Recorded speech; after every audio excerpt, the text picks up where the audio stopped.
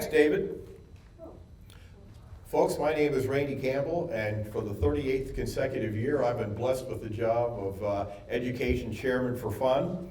And during that 38-year period, I've been privileged to introduce some of the greatest numismatic scholars of our time to speak and to address you, the audience, about various aspects of numismatics. And the two speakers today certainly fit that description. Mr. Fred Weinberg, in my personal opinion, is America's leading expert on error coins. He's a consultant to ICG, PCGS, I believe NGC too, is that correct? Or sometimes, yeah. So when the professional grading services are looking for the best in his field, they're looking for Fred Weinberg here. So if any of you have a question about error coins, he would be a gentleman that would be happy to help you very much. He has a business in Southern California, and if you're in the neighborhood and you have some error coins, he probably would like you to walk in and show them to him. So this is about the 4th or 5th year Fred has done this for fun, and we are just so beholden and so thankful to have him here today. Also, we have here Mr. B.J. Neff, currently from the Central Florida area. And B.J. is a variety expert and will answer questions and give you information on the variety market. A lot of you do here collect double dies, repunched mint marks, and that sort of thing. He would be the man to talk to about that. B.J. has several decades experience, has a site on the internet that I think you'll be able to tell the folks about today to get more information. And B.J. has also spoken before the Fun Convention, I guess close to 10 years now, is that right? And we appreciate his knowledge too. So between the two of these gentlemen here, you've got two of the leading figures in errors and varieties. And I've always thought that errors and varieties are the most fascinating area of numismatics because, especially in errors, no two coins are necessarily just alike. Some of them are different, some of them are really different, and you're going to see some of those today. Fred's got a wonderful presentation. So without any further ado, I'd like to introduce the first of these two experts, and BJ will address you later, Mr. Fred Weinberg. Thanks, Fred. We appreciate you speaking here. Hello. Well, I have two things that I'm going to talk about today. One is regarding error coins, happens to be an event that just occurred a few days ago here at the Fun Show, and the second, which is partially up on the screen, is a video of the Shanghai Mint producing coins, panda coins and other coins from 1989 when I was there. We'll get into that in a minute. The state of the error market for 2016 started out pretty interesting. Some of you, I'm sure, are aware of a coin that sold in the Heritage Auction, which I'll describe. Around 2000, about 15 years ago, a few dimes struck on nails were made at the Philadelphia Mint, surreptitiously by an employee, and they'd been trading back and forth for the last 15 years. The grading services recently, last year, decided to start certifying them, which they wouldn't do before. And I had one in a big PCGS holder. I don't happen to have a picture of it, but I had it at the A&A in Chicago 6 months ago. And I had priced mine at $8,500. It sat in my showcase all week, and I finally sold it for $8,000. Another one that a dealer purchased 7 or 8 years ago for $5,000. He kept it in his collection, and he recently slabbed it and put it in the Heritage Auction. Heritage asked a Associated Press reporter to interview me to describe the nail and some of the background and the history. And so the first week of December, they called me, I gave them an interview, and I told them that story. They asked what I thought the nail would bring, and I said $10,000 to maybe $12,000. It's the first time one had ever been in a public auction. It went off Wednesday evening. Wednesday morning, the coin had been bid up to $11,000, which I was very happy. It shows a nice, strong price. Later that evening, I found out what the coin sold for. With the buyer's fee, $42,750. I was shocked. Everybody was shocked. I assumed that because of the Associated Press publicity, it went to dozens and dozens of newspapers. I was getting phone calls and emails from family, cousins, friends, friends of friends, friends of cousins that had seen the article, and they had quoted me talking about the coin. At that price level, I had assumed that it was two people that were not coin collectors, especially not error collectors, that probably had heard about the coin, Twitter, Facebook, in the numerous newspapers that had written the coin up in the month of December, and just wanted something neat and cool. There's always people like that. But I found out the next day, Thursday, that it was purchased by a gentleman in New Mexico who owns 10 or 11 of the Sacagawea State Quarter mules. And he loves unusual error coins, and he has a museum that I don't think anybody really goes to in New Mexico, but he has some incredible error coins and other numismatic items that he's bought over the years. So that's been one of the most talked about coins on the Bourse floor at this show, that a nail brought for almost $43,000. We're still all in shock. I guess it goes to show, just like regular coins, you have the Simpson sale is over, there's still some more Pogue sales coming up. Unusual, high grade, haven't been on the market in decades, coins still bring huge, huge premiums. And the gentleman, the interview will be in Coin World probably in 2 or 3 weeks. The gentleman who bought the coin is thrilled with it. He absolutely loves it. So that's not something that you can find in a bag. It's not something that you can find in circulation, but it's still a great story for the error hobby, that somebody valued an error for that kind of money, and it's not even round.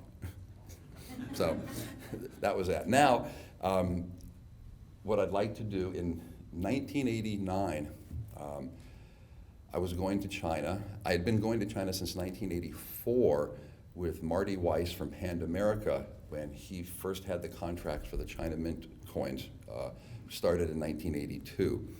And by 1989, I was ready to, and had the connections to, sign a contract for a program called the Dragon Phoenix coin program. Beautiful coin. It turned out to be one of the most popular coins today. We were the first ones that came up with a 2-ounce gold, a 2-ounce silver, a 20-ounce gold, a 20-ounce silver. In 1989, I remember we were having a hard time selling the 20-ounce gold coins for $10,000. Today, they're $200,000 minimum. I went to China to sign the contract in May of 1989. The Tiananmen Square demonstrations had already started, and I had landed within 20 minutes of Gorbachev from Russia, his plane. He had come for a prior scheduled state visit. What most people don't know, and my hosts from the China Mint and the Bank of China had told me, was that because of the student demonstrators in Tiananmen Square, which is a huge square, you can't even begin to conceptualize how big it is, and students had been filling it for a long time. Because of the demonstrations in Tiananmen Square, they could not walk Gorbachev through the front, in the front of the Great Hall of the People, which they would do for a state visit. They did it for Nixon when he came in '74. They wanted to do it for Gorbachev. They literally had to bring him around the back door. Chinese lost face. The government lost face, is what my contacts had told me, my translators had told me. And they said that 3 weeks later, June 4th, that was one of the reasons why they came down so hard on the students, because they were embarrassed that they could not show the proper respect they thought Gorbachev had been entitled to. So that's a little background that a lot of people don't know about the Tiananmen Square demonstrations. So I'm in Beijing during the demonstrations. I left about a week before the June 4th ending of the demonstrations.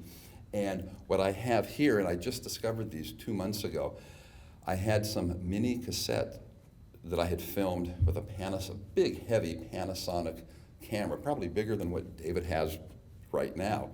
And I had 4 different cassettes that I turned into one DVD. We've just fast forwarded, because I didn't want to bore you with street scenes of Beijing from 25 years ago. to when we went to the Shanghai Mint after I signed the contract. So what we're going to show you now, and bear with me, I'm going to try to fast forward, stop, and do what I can. If anybody has any questions, let me know. I'm going to show you some scenes from the Shanghai Mint, and you'll see them actually striking some silver and some gold coins, which is a rare opportunity. It's hard to get pictures like this at the, especially video. In fact, I don't think there's any video, aside from maybe what Coin World or what David might have done, of the US Mint. There's pictures, but not video. So this is kind of special, and it's 25 years old. So let's try this and see what happens. Hold on a second, can I do it from here? The little hand. Right, yeah, and I'm trying, you know, let's see if I do. I'm on the, maybe you can tell me, am I? You're on the I don't- triangle. Yeah, go ahead. Click. You know, you look way off again. Here, let me have that up. You know, maybe, can you, I'll let you do it. Oh, I was looking there. Okay, Ah, there we go. okay. I'll try to narrate this as we go along. That looks like the blank planchets. Okay. Those are actually 5-ounce gold God of Wealth coins, as I recall. You can see how large it is in the gentleman's hand.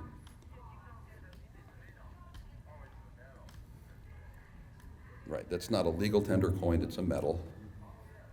And you can see how the employees are holding special cloths to make sure that fingerprints and dust contaminants don't get on the coins or the planchets.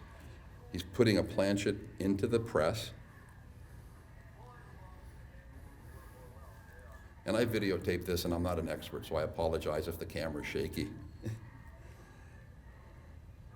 Wiping the dies, taking any grease or machinery oil off it.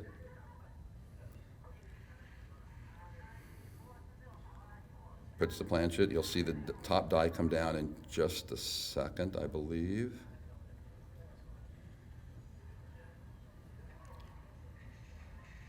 Those were German coin presses, as I recall at the time. One strike, 2 strikes. And I think they may even do this 3 times, I'm not sure. Yep, okay, 3 times, right. To get all the features filled up and to have enough striking pressure. And that's what it looked, that's the one you just saw being struck.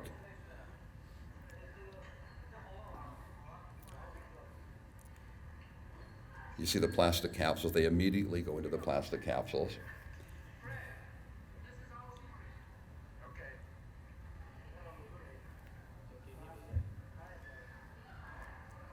There's some better scenes of them striking some silver coins coming up, so bear with me.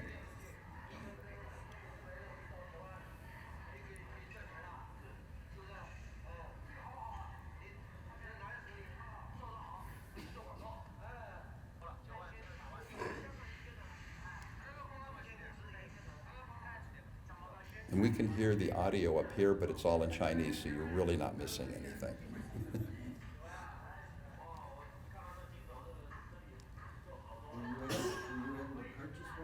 No.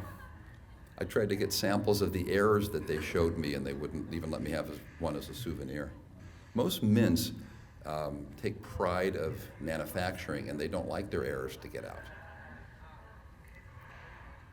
Now, this, I think, is going to be a silver coin. Yeah. You see, they placed the blank planchet, or the planchet.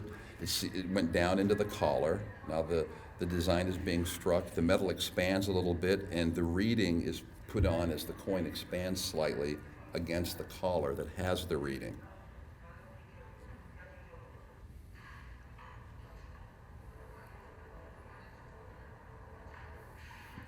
Today, the presses for both BU and commemorative coins in all mints, China and the United States, are much, much faster. The Germans have come up with a horizontal press that strikes coins this way. They strike over 60 coins a minute, coin a second. These are all the Mint employees.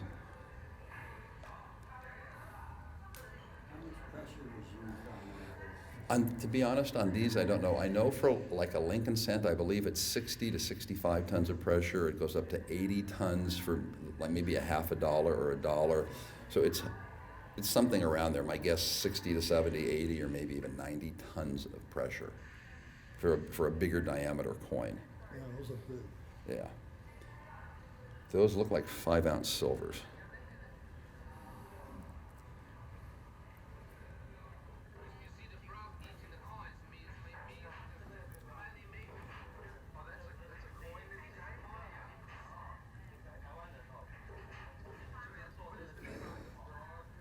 And that's obviously a much smaller coin. You see him picking it up with tongs, pressing it. The person right at the top, you can see just the white glove, is inspecting them after they're struck for errors or defects.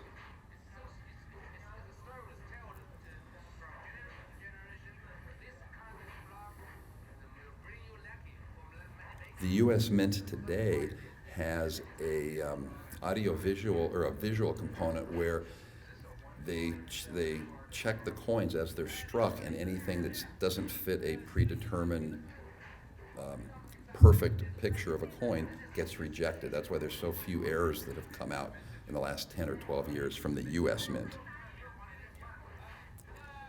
He's holding an air gun to blast away, again, any dust or contaminants that may be in that area. This is a video that is very unusual to see.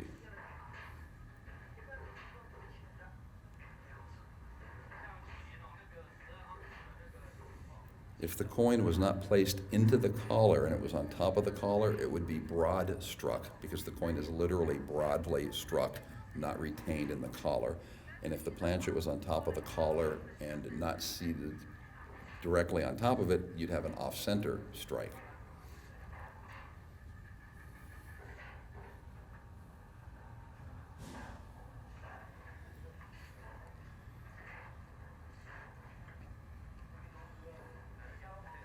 You're all seeing this video for the first time in 26 years, and Monday I'm going to send the DVD or the flash drive to somebody in China to show it to the Shanghai Mint, where I've been told they've heard about the fact that I have this just in the last few weeks, and they're chomping at the bit to see this also. And they'll be able to understand the audio portion.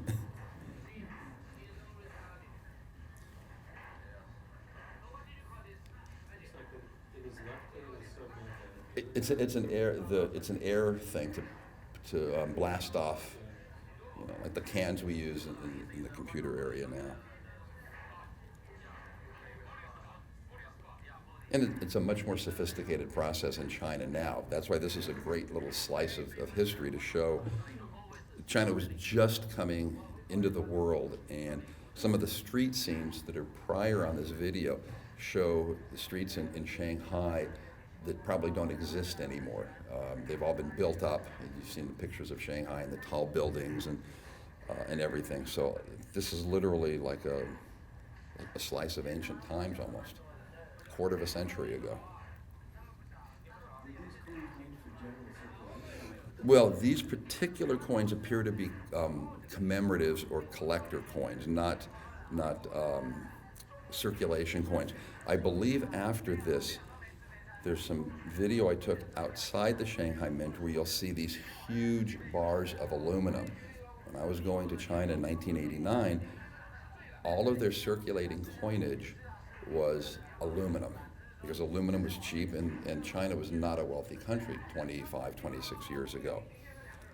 So yes, they had gold and silver coins that they were making then, but as far as circulation, it was all aluminum. And these very large bars of aluminum ingots, bigger than anything I've ever seen, were all over the grounds of the Shanghai Mint, because at that time there was only one mint. There's 3 mints today, and the Shanghai Mint had to strike coins for all of China, and that's why I think they used aluminum, because it was the most affordable. As a historical note, the front of the Shanghai Mint, which I hope you'll see towards the end of this video, the first time I drove up to it in 1984 before was very disconcerting because it looked exactly like a mini version of the old Philadelphia mint, which it turns out it was. The United States Mint in Philadelphia sold or gave away to China in the 20s a lot of their old used presses, and to honor that friendship friendship deal, the Chinese designed the Shanghai Mint to look like the Philadelphia Mint. So it looks like a little mini Philadelphia Mint, like you would see at Disneyland, you know, a miniature version of something. I believe that's at the end of the video. I'm not 100% sure.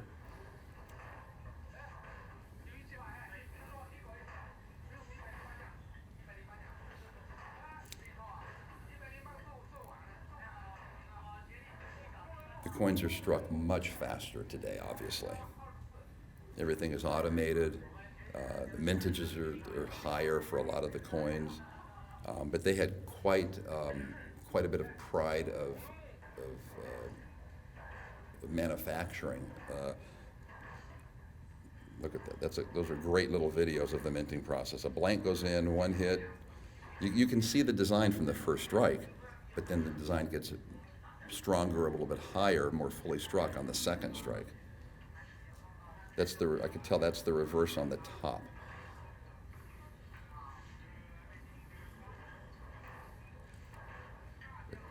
The blank. Pardon? I'm sorry, I can't hear you. Did they use these same machines for their national currency, or were those different machines?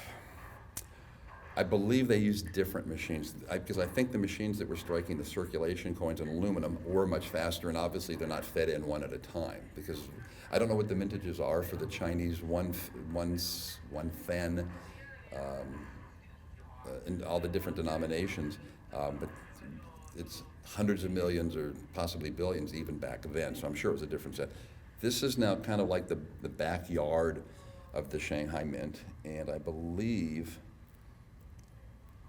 if we were walking,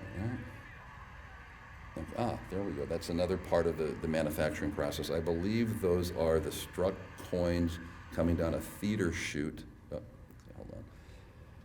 And those round things are not the ingots we were discussing, but those were new coin presses, as I recall, that also were from Germany, and those big wooden crates on the left. And I believe we'll walk out the front, and this is a picture of the first picture of the 1989 5-ounce silver panda coin. I was there in May of '89, and they just had the design then, and I can't remember exactly when these were issued, but it was probably 4 or 5 months later. And that's the 1-ounce gold design, it looks like.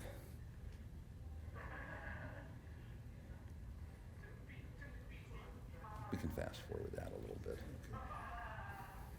That's their conference room. We're going to fast. We go back, Yeah, that I think was the restaurant we went to lunch, and that's not the Mint. I'm pretty sure, or maybe a side building. It's definitely not the front of the Shanghai Mint. Oh, and they were allowed to bring their children. They had daycare. I've got some still pictures of their daycare center in Shanghai. See if you can fast forward a little bit. In meals like this, I would eat sparrow, eel, tortoise, scorpion. Some of the most exotic food I've ever had in my life was in Beijing and Shanghai. Okay, so I'm not sure. No. It looks like we're maybe towards the end. Fast forward a little bit more. These are just average street scenes, and I think coming up at some point, that's what I look like in 1989. I didn't realize I dyed my hair black at that time. Okay, fast forward a little bit more.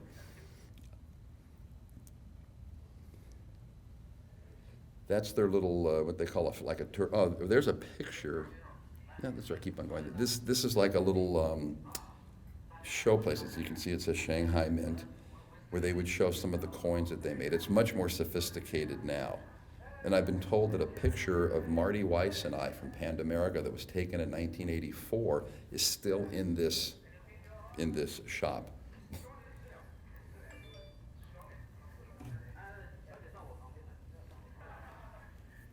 These are some of the products that the China Mint was selling at the time.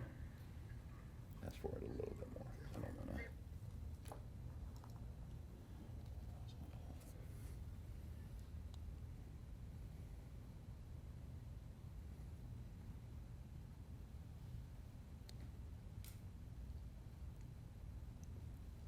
Try to get to some interesting segments. That's the picture I was talking about. That picture was from 1984, 5 years earlier, and it's still in that same building today. Well, you were a little thinner. Yeah. Thinner, darker. Anyway, okay. So Okay. fast forward a little bit.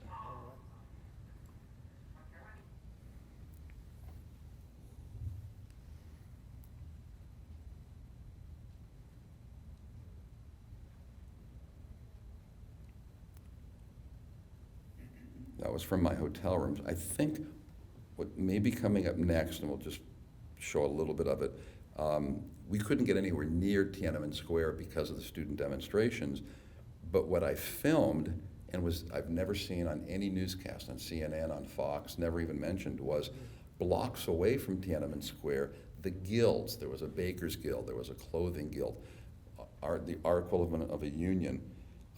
Those were people that were demonstrating in support of the students. I may be flying from Shanghai to Beijing here, I can't tell. Or is that coming back? No, we're back. Okay, so you'll see all the signs. These are the average Beijing person. Those are all people in different guilds, different unions, showing support for the students. Tiananmen Square is a few blocks away from there. But none of this was ever mentioned, that there was such popular support for the students. CNN and all the news reports were in Tiananmen Square interviewing people. They never showed any of this outside. This was the happiest I had ever seen the Chinese people so emotive and emotional. The first time I went there, I remember walking on the Great Wall of China with our hosts from the Bank of China and the China Mint. And at that time, the Chinese people that were there also taking a tour of the Mint as tourists, a lot of the men, almost all of the men, were in their People's Army green uniforms. They were afraid to even talk to an American in 1984. And so 5 years later, to see how happy everybody was in support of the student demonstrations for democracy was an eye-opener for me. I think we're back. This is now Beijing still. See if you can fast forward some of that. We'll try to find some better video of something. But if not, I think that's pretty much a good little encapsulation of some gold and silver coins. I was holding up a picture of my daughter who was born in March of '89. This is me signing the contract for the Dragon Phoenix program. And it was considered an honor to be able to have your own program, because at that time it was just Taisei Stamp and Coins of Japan, one company in Germany, Pan-America, and a company called MTB in New York had exclusive rights. So we were one of the first non-big boys to have our own coin program, and we had about 4 programs from 1989 to 1995. In street scenes of Beijing. Notice all the bicycles. Nobody has bicycles anymore. They all have cars. And I'm sure you've seen the pictures of the smog and how bad it is.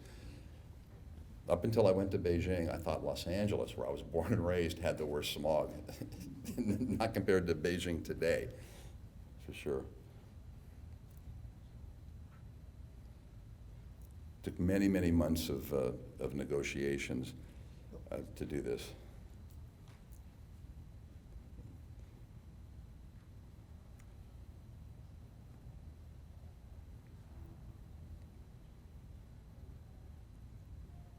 That's probably it. That's probably it. Yeah, what is it, 1 hour 18? Go a little bit faster, see if we can find something. I might have gone back. This may be the end of the Beijing, Shanghai Mint numismatic section of the video, I'm not sure. So we're gonna fast forward real quick. More demonstrators in support of the students with the flags. Again, none of this was ever shown or even notated in any of the news reports, which I found amazing.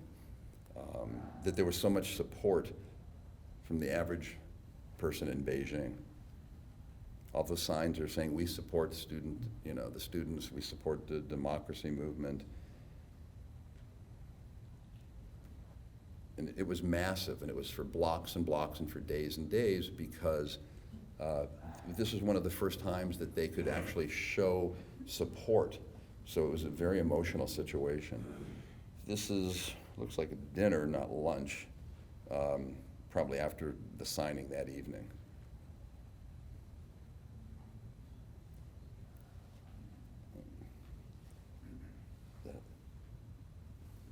Well, yeah, you're going faster.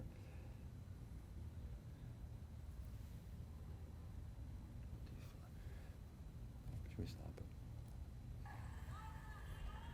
Oh. They're all yelling out support for the students again.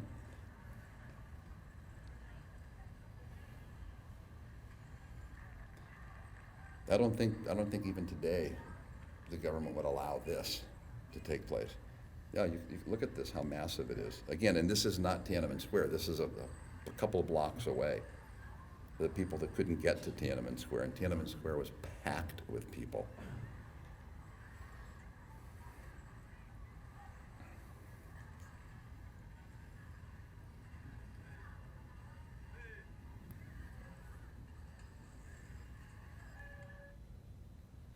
Should we stop and What? we'll stop and do your thing. Okay. So, what you've just seen, I saw for the first time about 2 months ago when I discovered these videos, and I was very happy that I had taken so many videos of the Shanghai Mint and making coins. I didn't even realize, I had forgotten in 25, 26 years that I'd even done that. So I hope you guys enjoyed it, and that's going to be shown in China in another month or two. And where did you have all this stash? Is someplace at your house? Do you forget? I bought this Panasonic cassette camera a few months before my daughter was born. And I used it for a couple of years, and I stopped using the camera because I realized I was watching my daughter grow up through a viewfinder. And I decided I'd rather experience it with my own eyes and remember it than to see it through a viewfinder, because I knew I would never see the videos.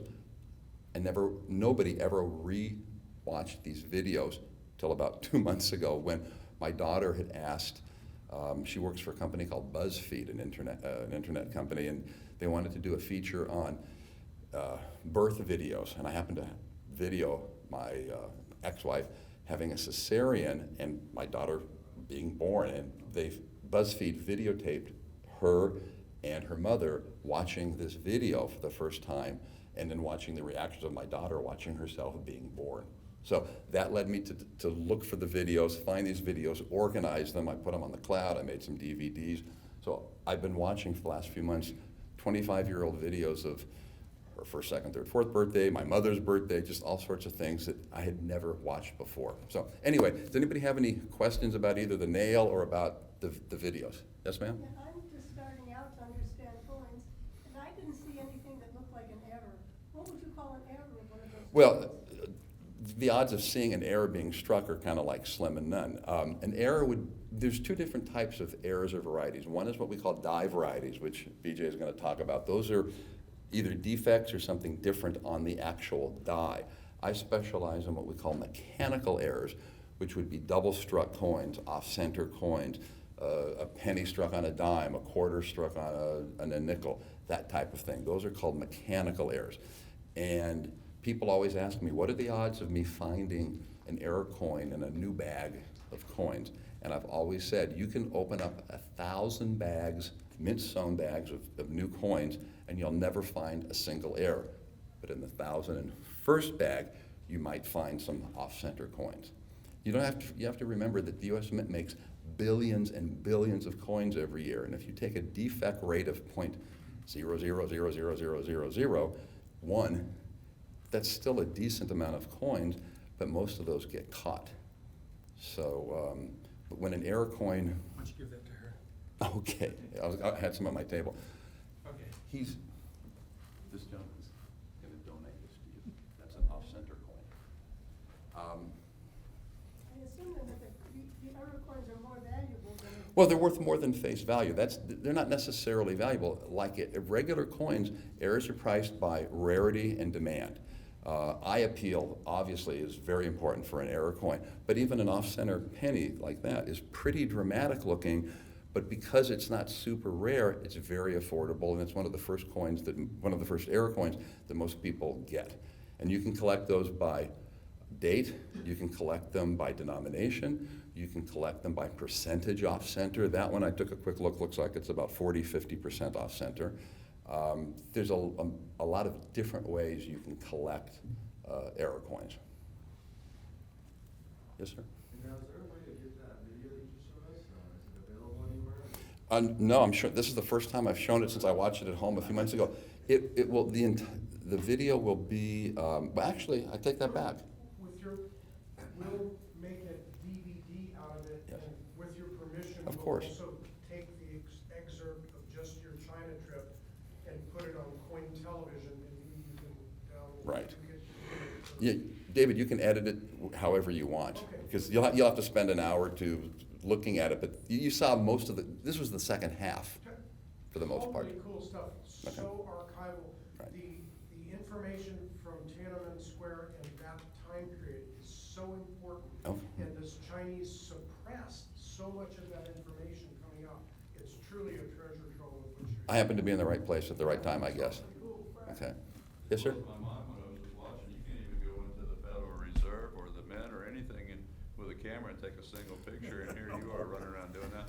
And all I could think was, what would OSHA think of that too? Well, I can tell you that I have taken what we call floor tours, not the tours along the scaffolding at the Philadelphia Mint, but I've actually been in the West Point Depository, now the West Point Mint, 3 times. I went there in 1973 to look at the Carson City dollar errors. I've been to the Philadelphia Mint taking floor tours, the Denver Mint. You can take pictures, although they want to look at the pictures and okay them so that we're not taking pictures of anything, but video is not allowed at the U.S. Mint. When I was out at Denver, they were busting people for taking pictures of the outside of the building. Oh, well, I don't have the contacts at the time, but at the time I was very good, close friends or good friends with the chief mint police, a gentleman named William Daddio, who's retired about 6 or 7 years ago. He was in charge of all the security for not only all of the U.S. mints, but for Fort Knox. And after the fall of the Soviet Union in 91, he went around to all the different stands, Turkestan and Ukraine, setting up security for all of the new Russian Federation states. And so through him and through Dave Kammeyer, who works with NGC, we had some really good sources and contacts. And so I actually got to, I have a picture at my table of me striking a proof silver eagle at the West Point Mint in 2006, doing what you saw here, putting a coin in, a blank with tongs into the press, striking it. I had goggles on, OSHA requirements, and then holding it up. But of course, they wouldn't even sell that to me. That would have been wonderful to have your own coin that you struck. But I've taken some floor tours where you get to literally stick your nose into the press, and coins are warm when they're struck. 60 tons of pressure against metal leaves it warm. But we were doing it because I'm the authenticator for errors for PCGS. Dave Kammeyer does it for NGC. And we had a relationship where the Mint would let us examine the presses so that we could figure out if there was a new error, how is it made, that type of thing. So I hope you enjoyed it, and if anybody has any more questions, I'm at table 824 after the talk. Okay. BJ? Thank you, Fred. That was great, really. Okay, let me get this going here real fast, if I can. Oh, here, I put your CD in there. Okay, oops. There you go, thank you. No, gentlemen. Okay. Die varieties that made the news and some that didn't. Double dies for 2015. We have one double die that was really, really fantastic. As a matter of fact, this coin surpasses the 2006 double die. And here it is right here. I mean, this is a strong, strong double die coming out of a single squeeze press. You can see the distortion on Liberty, and you can see the distortion on the 2015. I feel, and sort of some other people, that it's even stronger than the one that came out in 2006. This is another one, 2015. You can see the distortion on Liberty, a little bit of notching. It's not as strong as the previous one, but still a nice, strong double die. And of course, we even have a double die reverse. You can see the distortion on the LB, the designer initial, a little bit of a notch right there. So 2015 did produce some double dies on the Lincoln Cent. The big news one was the 2015 Homestead double die reverses. I mean, there were so many of these things. John Wexler listed 113 of them. And of course, the bad news about it was that they were heavily sought on eBay, and people were paying ridiculously high prices for these double dies.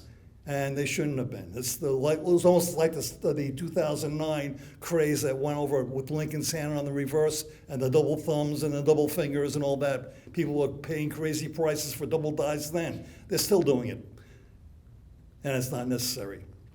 There are more of them out there. But anyway, this is a picture of some of the double dies that came out of that. These are minor, really, when you look at it.